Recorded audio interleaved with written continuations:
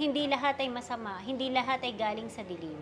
May Oo. iba na fallen angel kasi may lahing anghel. Oo. Kasi nung nagbaba ng mga anghel sa kalangitan upang ah, buntisin o Mm. magdalang tao ang mga tao, sadyang inilikha ang mga katulad ng ganyan, hybrid, Mm. manggagamot, maaring guro, abogado, Mm. na may kapasidad, nakapag-aral, may edukasyon, malawak ang kaisipan.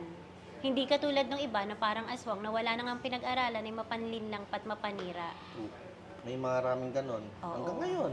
Hanggang ngayon ang tawag pa rin sa kanila, eh, siyempre alam niyo na. Sila ang mga anay ng lipunan. Sila ang mga nag-aaral lamang sa Google at sinasabing makapangyarihan. Sila yung mga tinatawag nating Team PDF na walang puso. Anay ng lipunang espiritual na hindi naman dapat nagkakaroon ng pagkakakilanlan at hindi umaangat sa larangang ito. Tsaka ano kasi, yung iba ano lang eh, self-proclaim. 'Pag sinabi mong self-proclaim, ibig sabihin anak ng Diyos.